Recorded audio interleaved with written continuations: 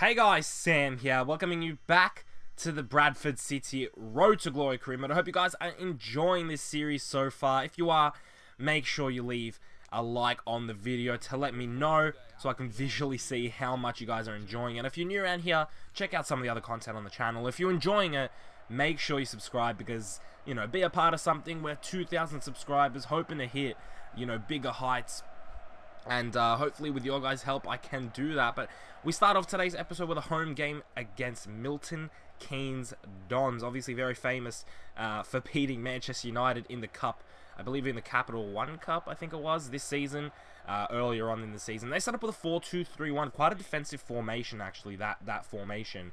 And although it may look an attacking formation, it is quite defensive with the three midfielders and the wide midfielders. They don't bomb up as much as you'd expect. So it's quite a defensive formation, and we were very wary of that. And early on, we had a decent chance. Go back and take a look at the long shot from Knott. It was a pretty good chance.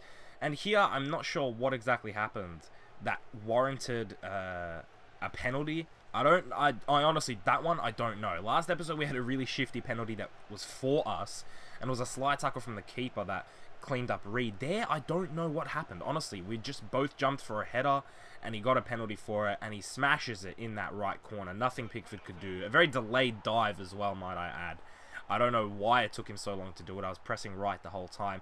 More often than not, I don't know if you guys have picked up on it, but more often than not on penalties, I'll go right. Whether I'm shooting or whether I'm saving it, I will go right. So if you guys ever play me, if I ever do like a subscriber Sunday, I don't know, like some sort of series where you guys get to play me, and there's a penalty, make sure you go right, because I'll probably forget, and I'll probably go right, and you'll probably save it.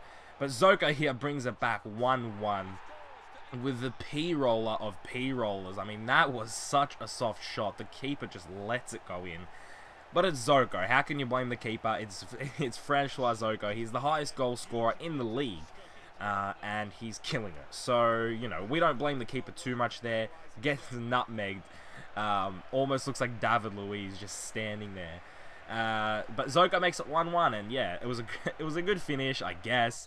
But at halftime, it was 1-1, and we're going to take that, especially because of the shifty penalty. I thought they cancelled each other out. A shifty penalty and a shifty goal. And going into halftime, as you can see, 63% possession, 2 shots for us, 2 shots for them as well. They were very much playing on the counter, MK Dons, and they kind of had to. We kind of forced them to play on the counter. But our passing accuracy was really terrible. I don't know if you saw it, 57%, and we were trying to get a bit better there.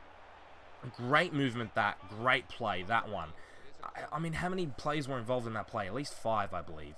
And unfortunately, we didn't get a goal from it. But Zoko here, commanding the penalty box and headers it in. He's not the biggest of guys, but again, it's Francois Zoko. What do you expect from the top goal scorer in the League One, in the champion, I don't know what it's called, the N-Power League, the Coca-Cola League, the Football League? What is it called? I don't know. You guys should let me know, because it always changes name. So I believe it's N-Power now, but no one calls it the N-Power League. Everyone just calls it the Football League. I don't know. It's confusing. I just don't know. So yeah, going into the second half, of course, going 2-1 up was very good. Look at Isgrove, mate. Look at the young lad. I really want to sign this guy permanently. I don't know how much he's going to cost us eventually. But whips in a fabulous cross, and Zoko there, great save from the keeper, another save from the keeper, but we were offside, or we fouled or something like that. I don't know I'm not sure what it was, but the keeper was killing it today for MK Dons, and Isgrove again causing a lot of trouble, and this time he slots it home, and that's just a beautiful finish from Isgrove. What a way to show your worth. I mean, that was a brilliant goal. It was a good run, first off, and the finish was just so composed. He just ran at the keeper, picked his time, and just put it past him. And it's not even top corner or anything. It just goes in, like, it's the back of the net. It's not in the corner or anything like that. It's just back of the net finish, a lot of curve on it, and Isgrove, very, very impressive. And the first game goes extremely well, despite going 1-0 down at home. Good to get the results at home, of course. 3-1 with 62% possession. We upped our passing accuracy as well, got more shots. So yeah, the second half was a lot better for us, and a very good game in general. I think we played really well. 6 shots, 5 on target. We were very clinical. And I was generally happy with that performance. And Zoko, of course, with the brace, picks himself up another vote in the MVP race. So he's really starting to pull away. Yeats picks himself up a 7.5. Isgrove, might I point out, an 8.5, not with an 8.4. So Zoko gets them, but he doesn't get them very easily. He's got a lot of people pushing for those votes, but the brace, you know, that's what it was. He got 2 goals. If he had gotten 1 goal, it would have been up in the air. And as you can see, we're setting up with a 4-3-2-1. And the reason we're doing that is because we have 2 injuries to 2 strikers. Clark and Gallagher both got injured in the last episode. And as I told you guys, although they didn't need to come off, I said this in the last episode, you got to stay wary because those injuries could still be 5 weeks, 6 weeks, 3 weeks. They can still be long-term injuries. And although it doesn't make sense, because if they were out for 6 weeks, how could they carry on playing the game? Those types of injuries where they keep playing and they have a little band-aid next to them, they can still be severe injuries, which I don't agree with. I think if they keep playing, then they should be maybe a 1 or 2 day injury, because obviously they're good enough to keep playing. So with the 4-2-3-1, what I decided to do was play Mirai as an attacking mid, and then Zoko as a striker. And I think that suits Mirai a lot more, because he doesn't have the most amount of pace, but his dribbling is extremely good. So I think it suited him in that attacking mid role. But we had to adjust to the 4-2-3-1, of course, and Yeovil capitalizes on a chance. It's a near post chance. I hate these goals because it's so rare that you see them in real life, but it's so common that you see them in FIFA. And it's just the keeper just I mean, I'm going to show you guys the replay here. Surely in real life a keeper would be A, covering his near post, and B, I mean, look how close that shot is. Look how on this replay here, this is the best representation. Look how it's not even in the corner. It's right next to Pickford, and he doesn't save it. That's just so frustrating for me, because it's just an easy goal, and it's not one that you should be scoring. Darby here with great movement, finds Reed. I can't believe he put that wide. I'll be honest with you guys. That was great movement, great play from everyone, and I couldn't believe that Reed put it wide. But we had Zoko, of course. And as you can see, Zoko didn't really get involved in the game. He got the ball taken away from him, very frustrated, and goes in from behind, and it's a red card for Zoko. Now, at first I thought, yeah, that was a really bad challenge. I don't know why I did it. Frustration, I couldn't get the ball. But taking a look at it on the replay, I get the ball. There. I get the ball. Yes, I take the man out, but it's not a dangerous challenge. My studs don't hit him. They're not up either. It's quite a safe challenge, actually. It's not like they're attacking, we were attacking, and taking a look back at it, I think if it was a foul, which I don't think it was because I got the ball first, I think it should have been a yellow card. I think that was a very harsh decision. At first glance, I'll admit, I thought that was a really bad challenge. But then taking a look back, I was like, what the hell? Like, I got the ball first, my studs weren't up. But then I remembered, oh, right, this is FIFA. Nothing makes sense. It's not even a football simulating game. It's just a game that just doesn't correlate to football in real life at all. And that's why it was a red card. Because a lot of the red card and yellow card decisions in this game are absolutely abysmal. And that pretty much cost us the game. Yeovil didn't even have a shot. I don't know how the fuck that works, EA.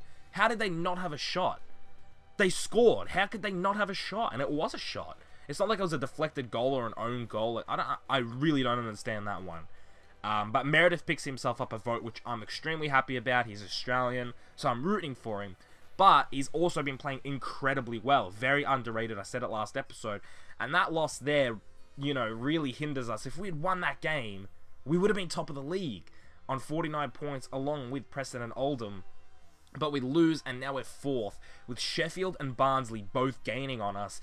You know, the top 4 are sort of regrouping with the rest of the table now, because everyone's sort of dropping points. It's been very random, where all of their top 4 sides have been dropping points. Well, Oldham dropped points to us, and then Preston and us drew. So, you know, it's been a lot of dropping points everywhere, and it's been a very weird top 4, and it's a lot of changing, and second and third are changing, and first and second are changing. It's been a lot of changing, and it's a very tight top 4, but what I'm picking up is that you got to grab as many points as you can, because all the teams in the league are susceptible to dropping points.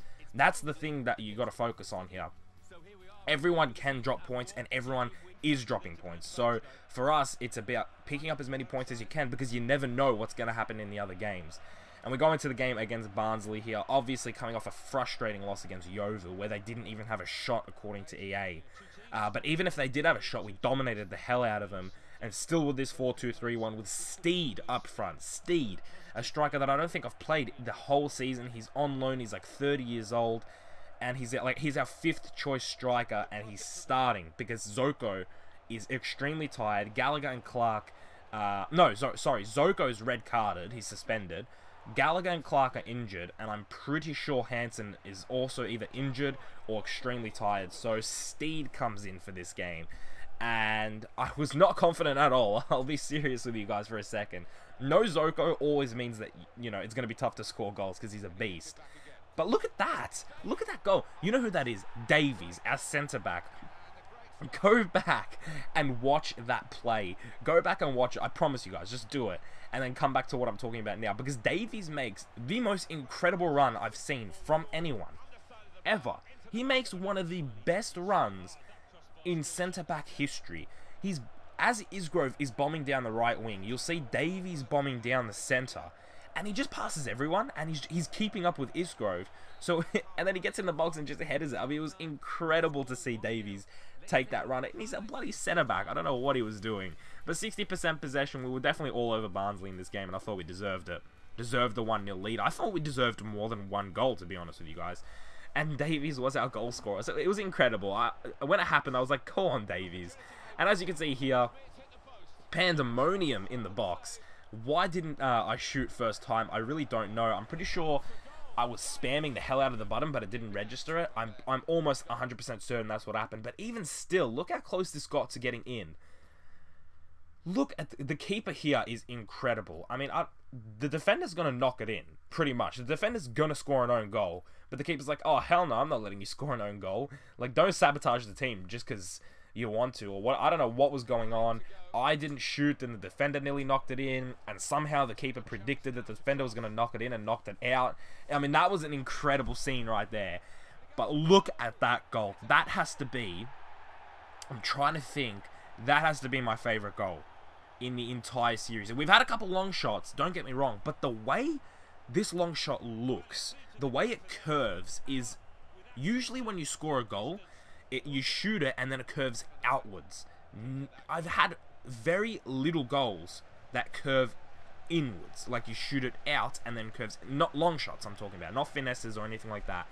A long shot. When you shoot a long shot, just raw power, usually you'll shoot it and it'll swing outwards, either outwards to the right or outwards to the left. Very rarely have I scored a goal where it goes out and then curves in, and that goal just looked so good because it went out and then curled in, and we pick up 3 points. I couldn't be happier with the result, actually. 60% possession, 7 shots, 4 on target. We really dominated Barnsley and showed that we're one of the top teams in this league. And I was hoping that some of the other top 4 teams dropped points. Isgrove picks himself up a vote. Very good to see the youngster picking himself up a vote. Obviously on loan, so hopefully we can sign him. We just didn't have enough money to sign him this season. I really do want to sign him permanently. But we just have raided Southampton pretty much with Reed and Gallagher in the team and then Isgrove on loan. We just raided Southampton. But why not? They have great talent. And as you can see, we're second now. And if we had won our game against Yeovil, we'd be first with Preston. We'd be above Preston. But look at the table now. Very, very tight. 5th and 6th have caught up to the top 4. So it's only 7 points between 1st and 5th. And 12 points between 1st and 6th. But it's only 4 points between 1st and 4th. So the top 4 is still incredibly close. We have the best defensive record in the league. So I'm happy about that. But that brings us to the end of the episode, guys. Of course, I show you guys the MVP race at the end. Zoko still pulling away. Yeats didn't get any votes, but Zoko did get a vote this episode. Of course, you have to factor in my votes at the end of the season, so you never know what's going to happen. Maybe I haven't voted for Zoko at all. Obviously, that's not true, but, you know, anything could happen. If you enjoyed the episode, guys, make sure you leave a like down below. And also comment. Let me know how you're enjoying the series, what you want to see improve, what you think of the players. And, yeah, if you're new around here, subscribe. Check out the other content on the channel. If you enjoy it, make sure you join us. And I'll see you guys in the next one. Keep it real.